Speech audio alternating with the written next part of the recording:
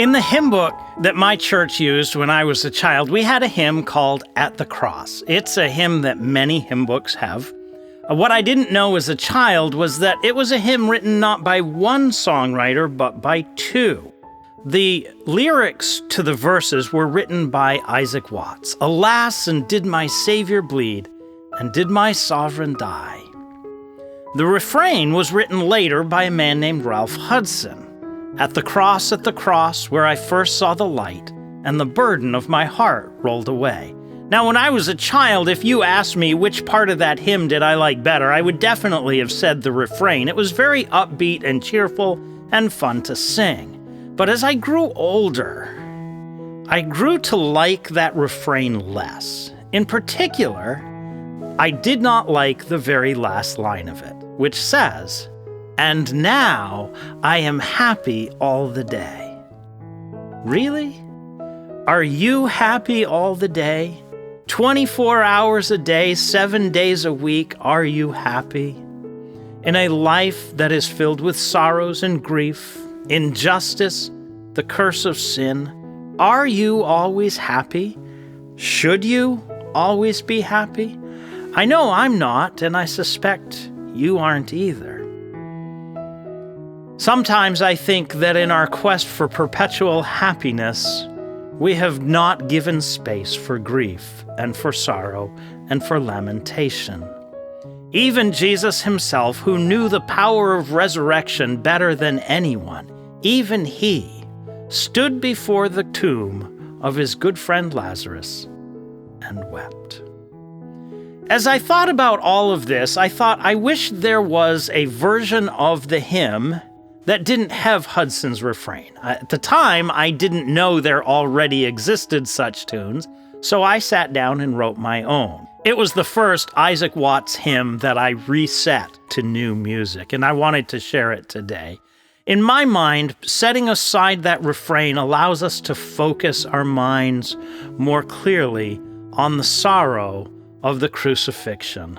Words like, "Thus might I hide my blushing face, while his dear cross appears, dissolve my heart in thankfulness and melt mine eyes to tears." We grieve over the pain and the sorrow and the shame and the suffering and the death of the cross. And we grieve over our own complicity in that. But even as we do so, we remember this as well, what Isaac Watts said, "But drops of grief can never repay the debt of love that I owe." And it is true that debts of love cannot be repaid. So what can we do? As Watts says, "Let us give ourselves freely and fully to the one who has given himself for us."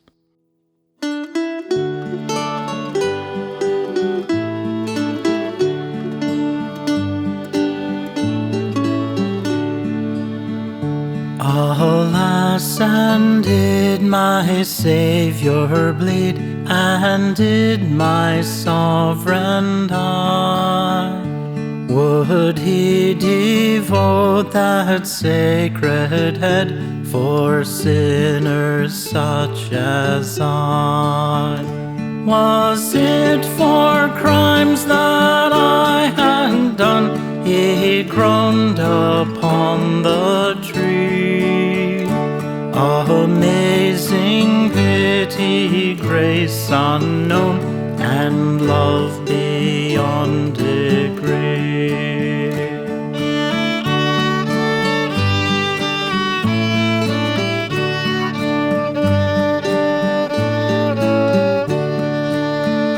Well might the sun in darkness hide, and shut his glories in, when Christ the great Redeemer died for man the creature's sin.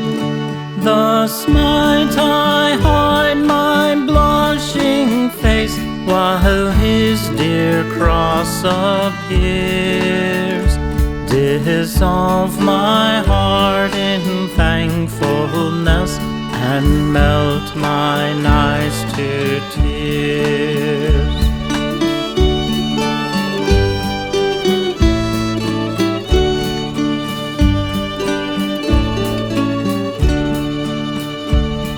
but drops of grief can ne'er repay the debt of love I owe.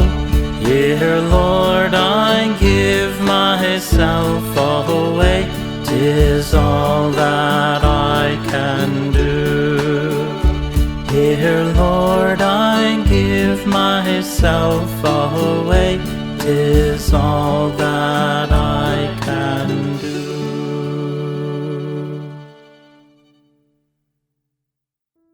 A few weeks ago, I went to visit an elderly lady who was a member of one of the churches I minister at. Her name was Burl. She was 96 years old, and I visited her on the day before she died. I went and I sat with her, I held her hand, I sang several hymns to her, and I prayed for her. And we honestly don't even know if she was awake and aware that I was there with her. But at the same time, it was important to me to be there to say goodbye to her. Say goodbye. It is a strange and emotional experience to say goodbye to somebody knowing that it's not goodbye until tomorrow or next year. It's goodbye until the other side of the grave. We all travel a journey that begins with life and ends with death. We like to forget about that. We like to not think about what awaits us at the end of our journey. But it is the human existence. For Burl, hovering on the brink between life and death, there was no way for us to ignore and avoid that journey.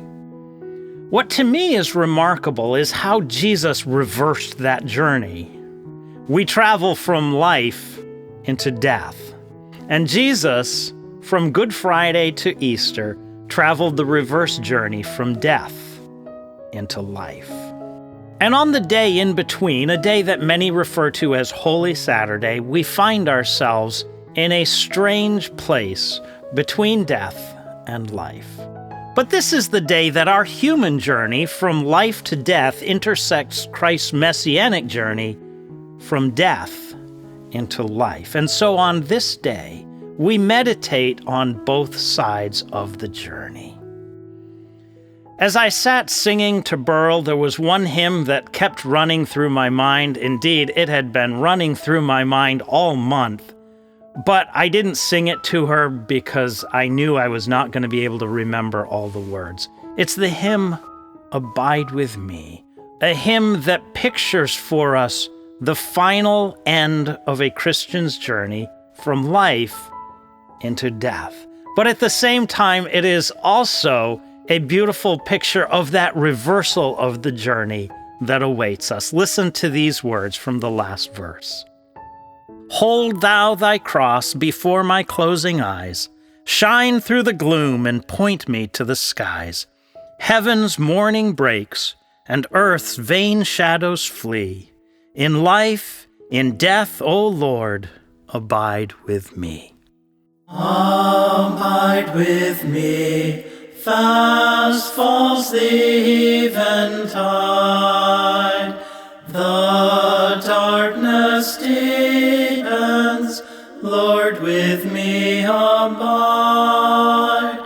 When other helpers fail and comforts flee, help of the helpless, so abide with me. Swift to its close, ebbs out life's little day. Earth's joys grow dim, its glories pass away. Change and decay in all around I see. O thou who changest not, abide with me. Hold thou thy cross before my closing eyes. Shine through the gloom and point me to the skies. Heaven's morning breaks, and earth's vain shadows flee.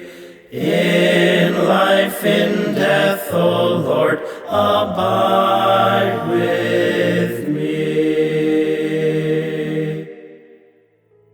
After the Sabbath, at dawn, on the first day of the week, Mary Magdalene and the other Mary went to look at the tomb. At dawn, as the sun rose.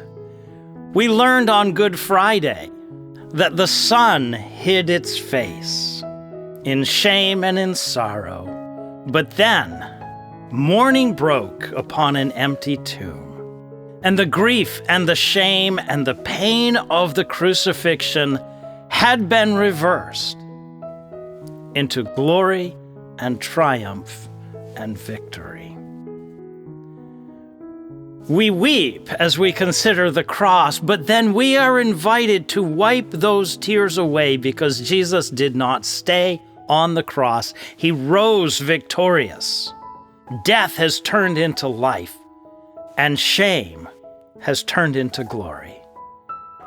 Sorrow may last for a night, but joy comes in the morning.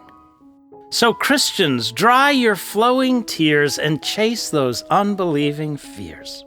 Certainly in this life, we will have sorrows and we will weep, but we need no longer weep for the crucified Christ because he is victorious.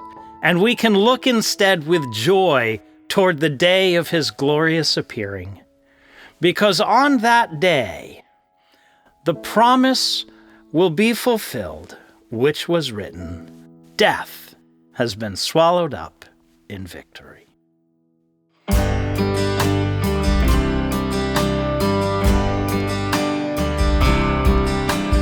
Morning breaks upon the tomb. Jesus scatters all its gloom. Day of triumph through the skies. See the glorious Savior rise. Christians, dry your flowing tears. Chase those unbelieving fears. Look on his deserted grave. Doubt no more his power to save.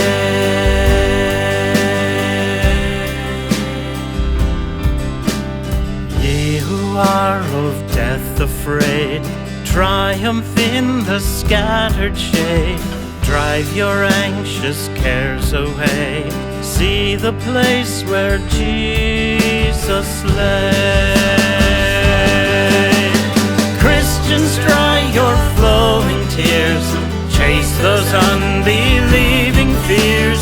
Look on his deserted grave.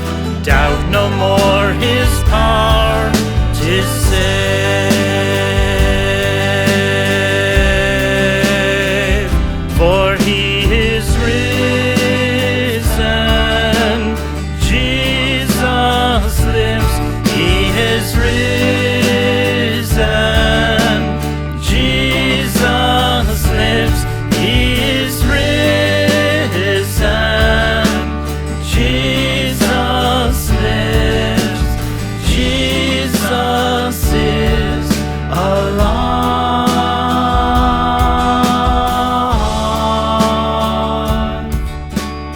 Morning breaks upon the tomb. Jesus scatters all its gloom. Day of triumph through the skies. See the glorious Savior rise. Christians, dry your flowing tears. Chase those unbelieving fears. Look on his deserted grave. Doubt no more his power to save.